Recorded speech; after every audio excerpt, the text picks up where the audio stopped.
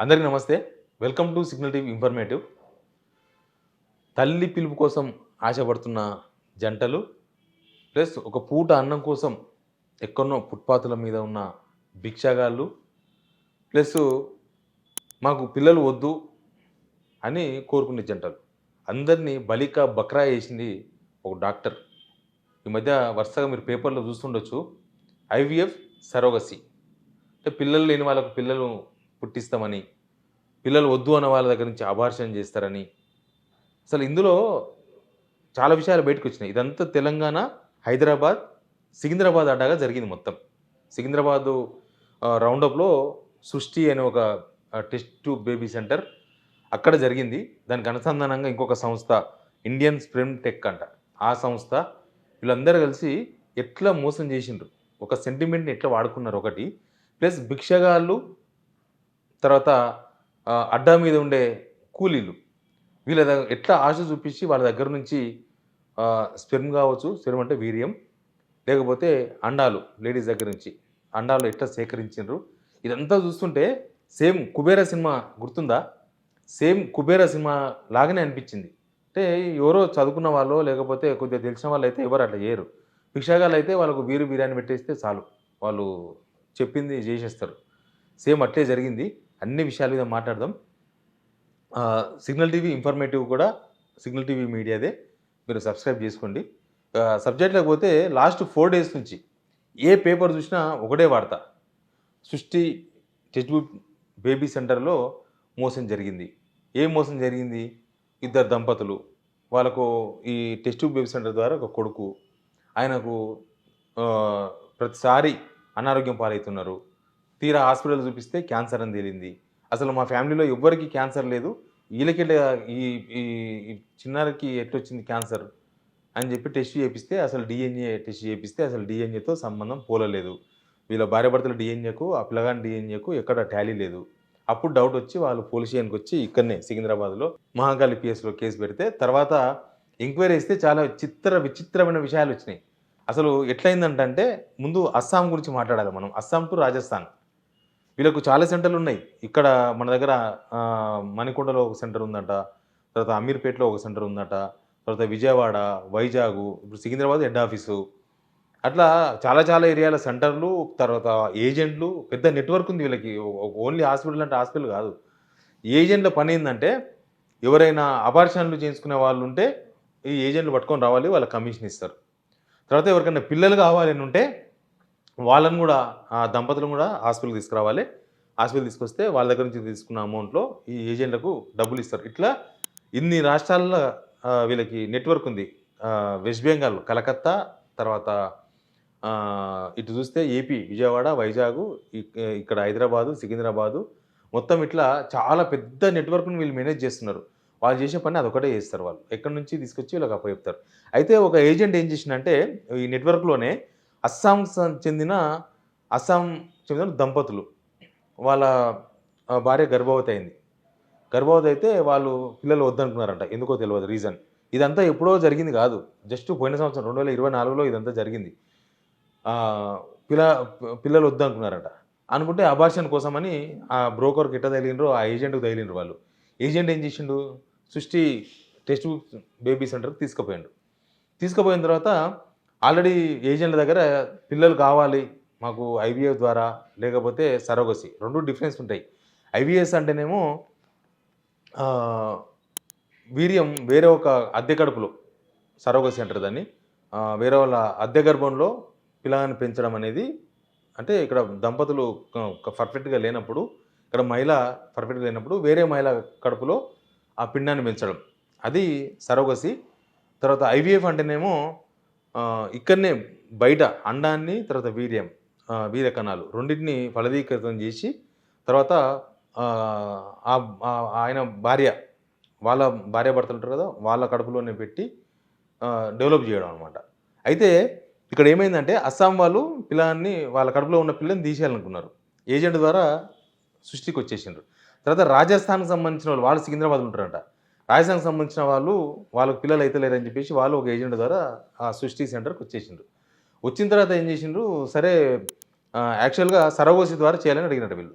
Surrogacy ద్వారా చేయాలి, IVF ద్వారా చేయాలని అడిగినట్టు. ఐవీఎఫ్ అంటే వాళ్ళ సొంతంగా వాళ్ళ కడుపులోనే పిల్లలను పుడతారు. వీళ్ళు భార్యాభర్తల ఫలది వాళ్ళకు సంబంధించిన స్పెర్మ్స్ తర్వాత అండాలు కలిపి ఆమె కడుపులోనే డెవలప్ చేయాలనేది వీళ్ళొచ్చిండ్రు. వస్తే మీ ఆరోగ్యం సహకరించదు. ఇట్లా కాదు అని చెప్పి మీకు సరోగసీ ద్వారా మీకు పిల్లలు పుట్టిస్తాం. మీ ఆరోగ్యం సహకరించదని చెప్పేసి ఆళ్ళని ఒప్పించేసినారు రాజస్థాన్ వాళ్ళను. అస్సాం వాళ్ళకి ఏం చెప్పిండ్రు, మీకు ఇప్పుడు అబార్షన్ చేస్తే ఏమైతది? మీరే మాకు డబ్బులు ఇయ్యాల్సి వస్తది. అట్లొద్దు. మీకే డబ్బులొచ్చే ఏర్పాటు మేము చేస్తాం. మీకు మీకు అబార్షన్ చేస్తే ఆరోగ్యం కూడా పాడైతది. కాదు 9 మంత్స్ తర్వాత డెలివరీ అయితారు. డెలివరీ అయిన తర్వాత మీ పిల్లాడిని వేరే వాళ్ళకి ఇచ్చేస్తాం. మీకట డబ్బులు కూడా వస్తాయి. రిటర్న్ వస్తాయి ఇంకా. మీరు మాకు పెట్టుడు కాదు మేమే మీకు ఇస్తామని చెప్పి ఒప్పించిండ్రు. ఏమని ఒప్పించిండ్రు? వీళ్ళకు రూ. 9,000 ఇస్తామని రూ. 90,000 ఇస్తామని చెప్పారంట వీళ్ళకి. అస్సాం జంటకు. అంటే మాకు ఈ గర్భం వద్దనుకున్న వాళ్ళకు 90,000. తర్వాత అవతల ఎవరైతే మాకు పిల్లలు కావాలని వచ్చిండ్రో వాళ్ళ దగ్గర మాత్రం 35 lakhs తీసుకున్నారంట. ఏమని చెప్పి తీసుకున్నారు? మీకు సరోగసీ ద్వారా అంటే వేరే వాళ్ళ అద్దె గర్భంలో మీకు పిల్లలు పుట్టిస్తాం.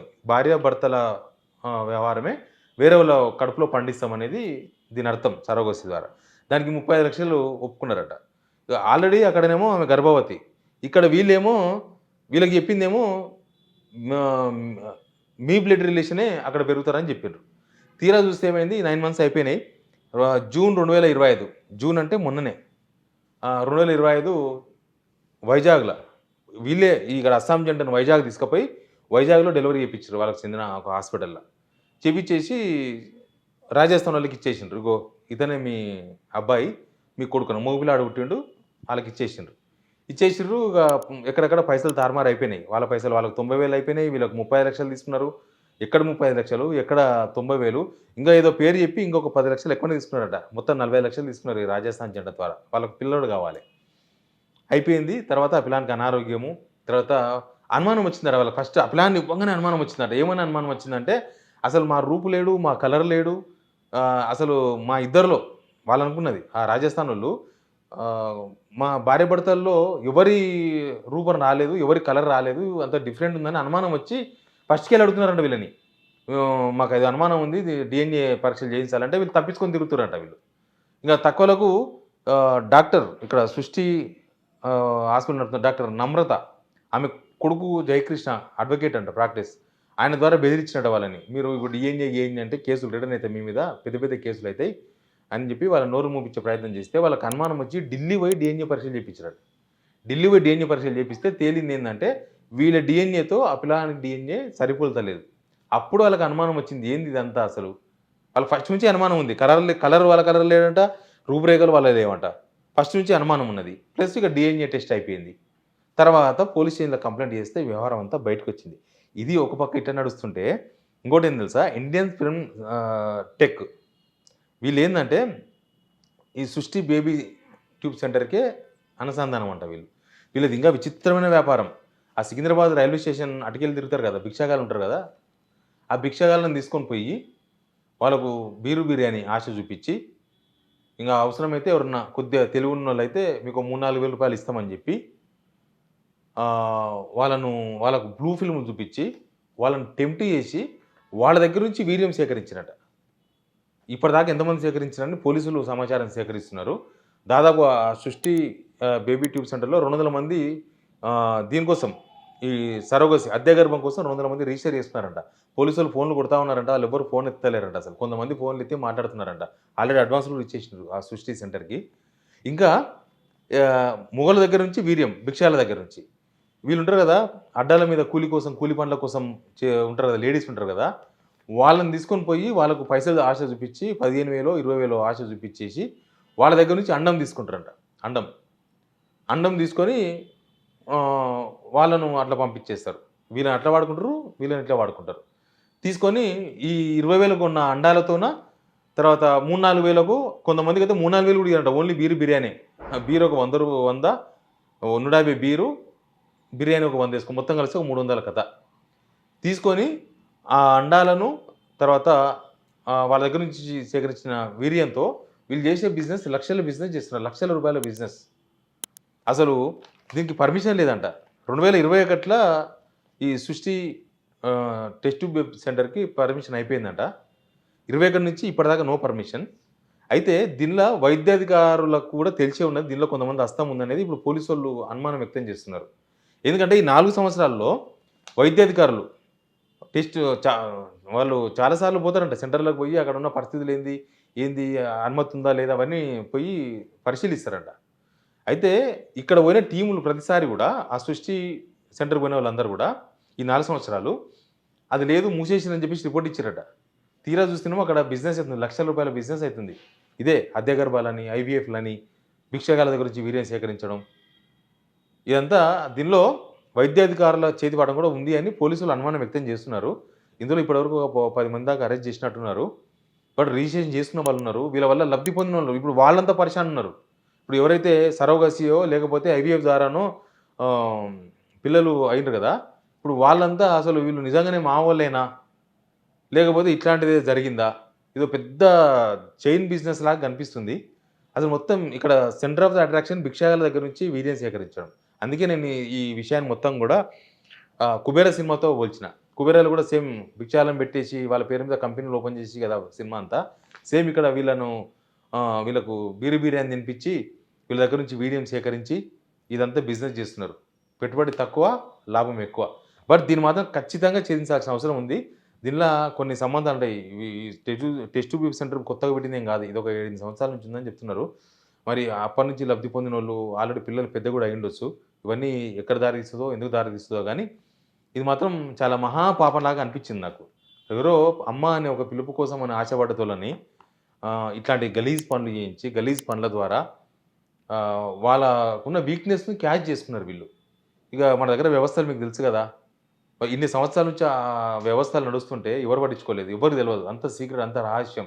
ఇంత టెక్నాలజీలో గూడా. ఎనీవే దేవుడే చూస్తాడు. Please subscribe signal TV informative.